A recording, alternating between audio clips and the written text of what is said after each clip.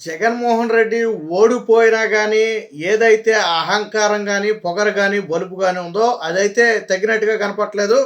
అధికారంలో ఉన్నప్పుడు ఏకఛత్రాధిపత్యం మనందరికీ తెలిసిందే. ఆడు లేదు, ఈడు లేదు, సొంత పార్టీ లేదు, అపోజిషన్ లేదు. జగన్మోహన్ రెడ్డి ఎంత అంటే అంత. జగన్మోహన్ రెడ్డి విధానాలు అందరికీ తెలిసిందే. అయితే నిన్న బహిరంగంగా ఒక పోలీస్ అధికారిని కూడా బెదిరించడం అనేది ఇప్పుడు చర్చనీయాంశంగా మారింది. ఒక మాజీ ముఖ్యమంత్రి కానీ లేదా ఒక ప్రతిపక్ష హోదా లేకపోయినా ఇంచుమించు ఆ పాత్ర పోషించాల్సిన బాధ్యత జగన్మోహన్ రెడ్డి మీద ఉంది. హుందాగా వ్యవహరించాల్సిన వ్యక్తి బహిరంగంగా బెలిసి నీ అంతు చూస్తా, నీ నీ కథలన్నీ తేలుస్తా, వచ్చేది మేమేనని చెప్పి బెదిరించినట్టుగా ఒక వార్త వచ్చింది. ఇక ఇటీవల జగన్మోహన్ రెడ్డికి బంధువు అయినటువంటి అభిషేక్ రెడ్డి చనిపోయిన విషయం మనందరికీ తెలిసిందే. ఆయనకి నివాళులు అర్పించడానికి అయితే అక్కడికి వెళ్ళారు. అక్కడ పులివెందుల డిఎస్పీగా ఉన్నటువంటి మురళీ నాయక్ను పిలిచి జగన్మోహన్ రెడ్డి వార్న్ చేసినట్టుగా అయితే తెలుస్తుంది. ఇప్పుడు పోలీసు వర్గాల్లో కూడా ఇదే ఒక చర్చనీయాంశంగా మారింది. ఎందుకంటే బహిరంగంగా ఇదేదో మూడో కంటికి తెలియకుండా జరిగిన వ్యవహారం కాదు. అక్కడ అంతమంది ఉండగానే బహుశా జగన్మోహన్ రెడ్డికి మరి అప్పుడు ఎవరైనా కావాలని గుర్తు చేశారా, లేదా జగన్మోహన్ రెడ్డి మరి ఘటనలో గుర్తుపెట్టుకుని పిలిపించాడో తెలియదు. కానీ సాధారణంగా జగన్మోహన్ రెడ్డి వచ్చినప్పుడు బందోబస్తు కోసం వెళ్తారు కాబట్టి డిఎస్పీ కూడా అక్కడికి వెళ్ళాడు.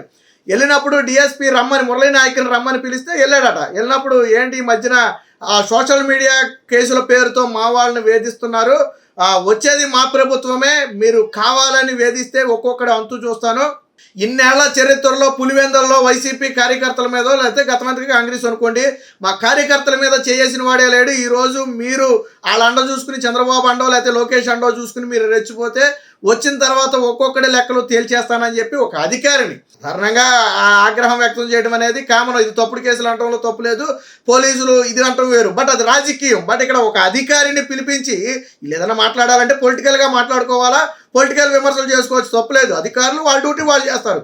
వైసీపీ హయాంలో మీ వాళ్ళు చేసింది ఏంటి? మీ వాళ్ళు మీన్స్ వైసీపీ పోలీసులు. అప్పుడు కూడా అదే పోలీసులు మరి టీడీపీ కార్యకర్తలను అరెస్ట్ చేశారు, బట్ పొలిటికల్ విమర్శలు చేశారు, తర్వాత లీగల్గా ఎదుర్కొన్నారు. అంతేగాని పోలీసు అధికారులు అంతు చూస్తామని ఏం బెదిరించలేదే. ఒకవేళ చట్టానికి వ్యతిరేకంగా నిజంగానే తప్పుడు కేసులు ఏదైనా పెడితే ప్లస్ ఇల్లీగల్గా ఎదుర్కోవచ్చు. నారా లోకేష్ చెప్పింది కూడా అదే. ఎవరైనా సరే నిబంధనలు ఉల్లంఘిస్తే తర్వాత ఎంక్వైరీ కమిటీ వేస్తామని చెప్పాడు. అంతే తప్ప మీరు అంతు చూస్తా, ఒక్కొక్కటి తోలు తీస్తా, తాట తీస్తా లాంటి పదాలు వాళ్ళ. చంద్రబాబు గారు కూడా ఎప్పుడు ఆ మాటలు మాట్లాడాల. పోలీసులు దయచేసి ఎవరో తప్పు చేయొద్దండి, తర్వాత మీరు ఇబ్బంది పడతారని చెప్పారు తప్ప జగన్మోహన్ రెడ్డిలా బెదిరించలేదే. ఒక డిఎస్పీ స్థాయి అధికారిని పిలిచి బెదిరించడం అంటే చిన్న వ్యవహారం కాదు. అందులోనూ అది జగన్మోహన్ రెడ్డి పులివెందుల కాన్స్టిట్యున్సీ. అసలు ఇష్యూ ఎక్కడొచ్చిందా అంటే వర్రా రవీంద్రారెడ్డిని, అలాగే రాఘవరెడ్డి, ఎంపీ అవినాష్ రెడ్డి పిఏ రాఘవరెడ్డి, వీరిద్దరి మీద కేసులు పెట్టారు. గతంలో అసభ్య పదజాలంతో దూషించిన దాని మీద సోషల్ మీడియా పోస్టుల మీద కేసులు నడుస్తున్నాయి. ఆల్రెడీ వీళ్ళందరూ కూడా కస్టడీలో ఉన్నారు. వర్రా రవీంద్రారెడ్డి నోరు కూడా విప్పేశాడు. మొత్తం సజ్జల రామకృష్ణారెడ్డి కొడుకు సజ్జల భార్గవరెడ్డి చెప్తేనే చేశాము, మాకు డబ్బులు కూడా ఇవ్వలేదు, మా పేరుతో డబ్బులు కూడా వాళ్ళే తినేశారని చెప్పి వర్రా రవీంద్రారెడ్డి నోరు విప్పాడు. దీన్ని ఎవరు నడిపారు, ఎవరు పోస్టులు ఇచ్చారు అనేది బయట పెట్టాడు.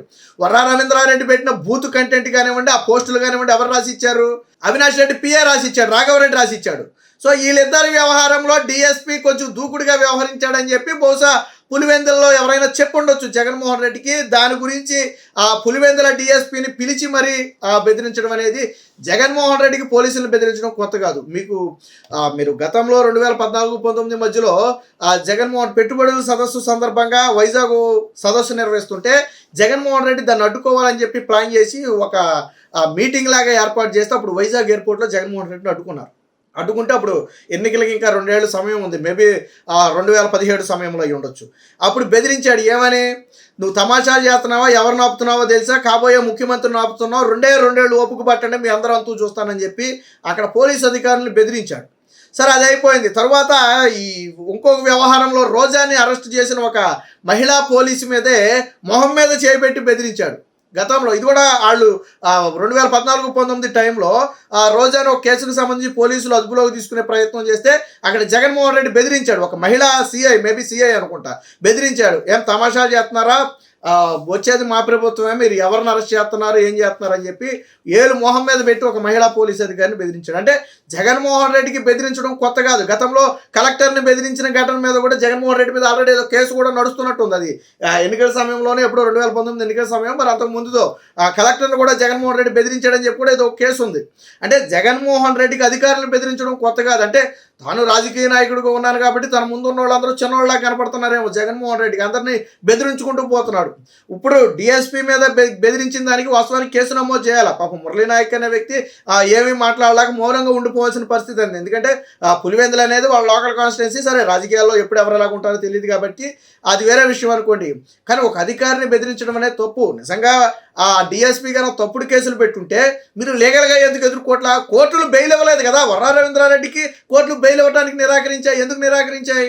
ఆధారాలు ఉన్నాయి కాబట్టి, ఇలాంటి కేసుల్ని తీవ్రంగా పరిగణించాలన్నారు కాబట్టి బెయిల్ ఇవ్వలేదు.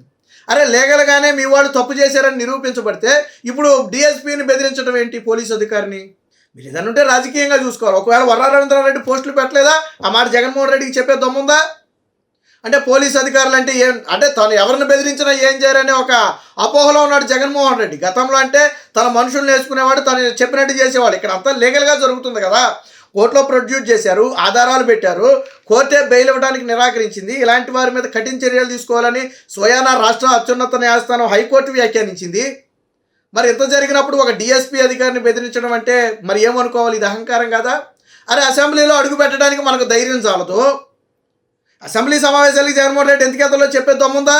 ప్రతిపక్ష హోదా ఇవ్వాలంటే ఎలాగిస్తారు? ప్రజలు మన ప్రతిపక్ష హోదా జగన్మోహన్ రెడ్డికి ఎవడెత్తాడు? అడగడానికి నీకైనా సిగ్గు ఉండాలి కదా. అరే, ప్రజలే నాకు ఓట్లే లేదు, నేనే అడుక్కోవడం ఏంటని నీకు సిగ్గు ఉండాలి కదా. సరే, రాజకీయాల్లో గెలిపోవడం సహజం, నువ్వు రావచ్చు కదా, అసెంబ్లీకి వచ్చి కూర్చొని మాట్లాడవచ్చు కదా.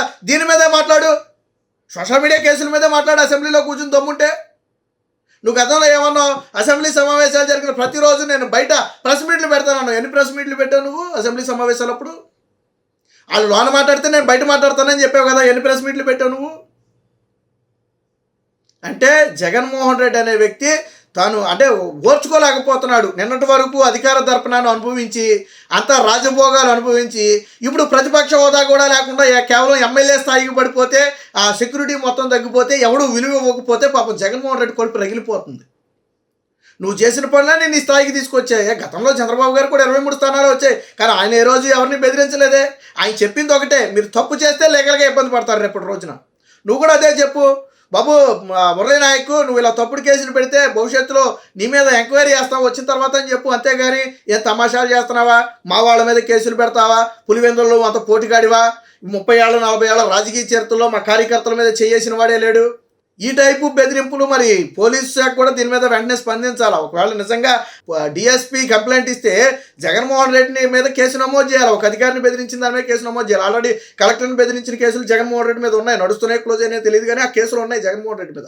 అంటే జగన్మోహన్ రెడ్డి ఒక నియంతలాగా పాలించి ఇప్పుడు ప్రజాస్వామ్య పాలనను, ఏది నియంత పాలన ఏది ప్రజాస్వామ్య పాలన ప్రజలకే తెలుసు. ప్రజలే తీర్పిచ్చి ఆల్రెడీ చెప్పారు.